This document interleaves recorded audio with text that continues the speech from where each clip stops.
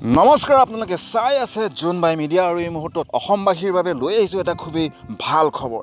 পুনৰ ৰাষ্ট্ৰীয় পৰ্যায়ত অসমীয়াগিৰি দেখুৱালে অসম সন্তানে।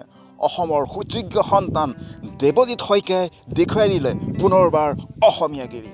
হয়, ৰাজ্যবাসী তথা উত্তৰ পূৰ্বাঞ্চলক গৌৰৱান্বিত কৰিব পৰা এই খবৰটো হ'ল যে অসমৰ সন্তান দেৱজিৎ শইকীয়াই ভাৰতীয় ক্ৰিকেট কণ্ট্ৰল বৰ্ডৰ শীৰ্ষ পদ সচিবৰ পদত কাৰ্যভাৰ গ্ৰহণ কৰিছে।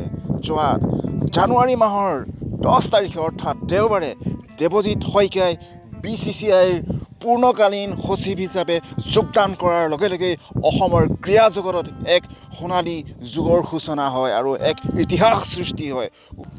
উল্লেখ কৰিব পাৰি যে এইজন দেৱজিৎ শইকীয়া আছিল নিজেই এজন প্ৰথম শ্ৰেণীৰ ক্ৰিকেটাৰ।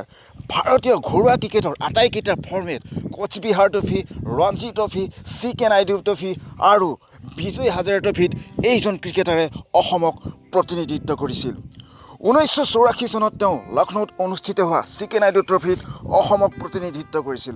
তাৰ পিছতেই তেওঁ 15 বছৰ অনুৰ্ধ বিজয় মাৰ্চেণ্ট ট্ৰফিত অসমক প্ৰতিনিধিত্ব কৰিছিল আৰু জামছেদপুৰৰ ক্ৰীড়া ষ্টেডিয়ামত উক্ত অভিষেক মেচতে হাফ চেঞ্চুৰী কৰি ভাৰতীয় ক্ৰিকেট সমালোচকৰ দৃষ্টি আকৰ্ষণ কৰিছিল।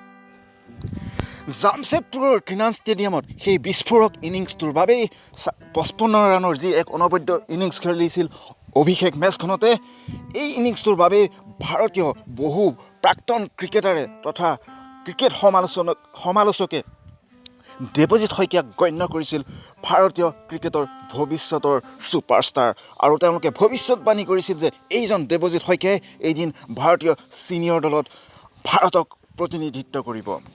1986 চনৰ পৰা 1989 চনলৈ 19 বছৰ অনুৰ্ধৰ কোচবিহাৰ ট্ৰফিত অসমক প্ৰতিনিধিত্ব কৰিছিল এইজন ক্ৰিকেটাৰে।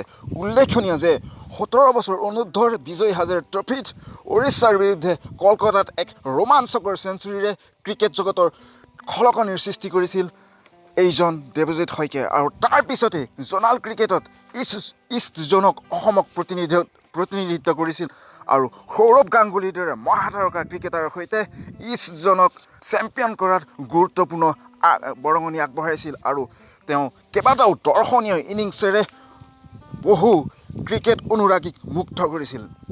কিন্তু এইগৰাকী প্ৰতিভাৱান ক্ৰিকেটাৰে নিজৰ একাডেমিক কেৰিয়াৰ আগবঢ়াই নিয়াৰ স্বাৰ্থতেই মাত্ৰ 21 বছৰ বয়সতেই ক্ৰিকেটৰ পৰা আঁতৰি আহে।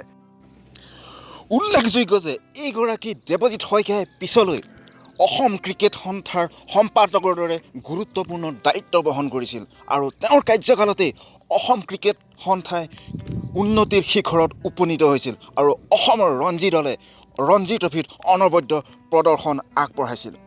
2022 চনত দেৱজিৎ শইকীয়াই ভাৰতীয় ক্ৰিকেট বৰ্ডৰ জইণ্ট ছেক্ৰেটাৰী হিচাপে নিৰ্বাচিত হয় আৰু তাৰ পিছতেই ভাৰতীয় ক্ৰিকেটত দেৱজিৎ শইকীয়াৰ আধিপত্য ক্ৰমশঃ বৃদ্ধি পাবলৈ লয়।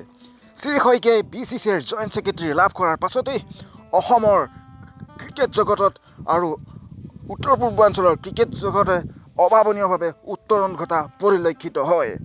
ভাৰতীয় ছিনিয়ৰ ক্ৰিকেট দলত ৰিয়ান পৰাগ আৰু উমাৰ চেত্ৰী নিৰ্বাচিত হোৱাৰ আঁৰৰ ব্যক্তিজনেই আছিল দেৱজিৎ শইকীয়া। কাৰণ ভাৰতীয় ছিনিয়ৰ ক্ৰিকেট দলত স্থান লাভ কৰাটো ইমান সহজ নহয়, তাত থাকে বহুতো লবি। কিন্তু দেৱজিৎ শইকীয়াই এই সকলো লবিৰ বিৰুদ্ধে যুঁজি অসমৰ সন্তান ৰিয়ান পৰাগক ভাৰতীয় ছিনিয়ৰ ক্ৰিকেট দলত স্থান লাভ কৰাত গুৰুত্বপূৰ্ণ ভূমিকা গ্ৰহণ কৰে। আনহাতে ভাৰতীয় ছিনিয়ৰ মহিলা ক্ৰিকেট দলত উমা চেত্ৰীৰ দৰে প্ৰতিভাৱান ক্ৰিকেটাৰৰ নিৰ্বাচিত হোৱাৰ আঁৰৰ ব্যক্তিজনেই হ'ল দেৱজিৎ শইকীয়া। কাৰণ ভাৰতীয় ক্ৰিকেটত ৰাজনীতিৰ যি দপদপনি, সেই সকলো ধৰণৰ দপদপনিক পৰাস্ত কৰি দেৱজিৎ শইকীয়াই উত্তৰ পূৰ্বাঞ্চলৰ তথা অসমৰ এই দুজন সুযোগ্য ক্ৰিকেটাৰক ভাৰতীয় ছিনিয়ৰ দলত নিৰ্বাচিত হোৱাটো এইজন দেৱজিৎ শইকীয়াই নিশ্চিত কৰিছিল। দেৱজিৎ শইকীয়া জুকেগা নাহি আৰম্ভ হৈ গ'ল ভাৰতীয় ক্ৰিকেটত তথা বিশ্ব ক্ৰিকেটত দেৱজিৎ ৰাজ। আমি জনাইছোঁ দেৱজিৎ শইকীয়াক ঢেৰ শুভকামনা তেওঁৰ অসম ক্ৰিকেটক লৈ যাওক বহু ওপৰলৈ লৈ যাওক ভাৰতীয় ক্ৰিকেটক বহু ওপৰলৈ আপোনালোকে চাই থাকিব জোনবাই মিডিয়া আমাৰ পেজটো লাইক কৰিব আৰু চেনেলটো ছাবস্ক্ৰাইব কৰিবলৈ নাপাহৰিব thank you so' very much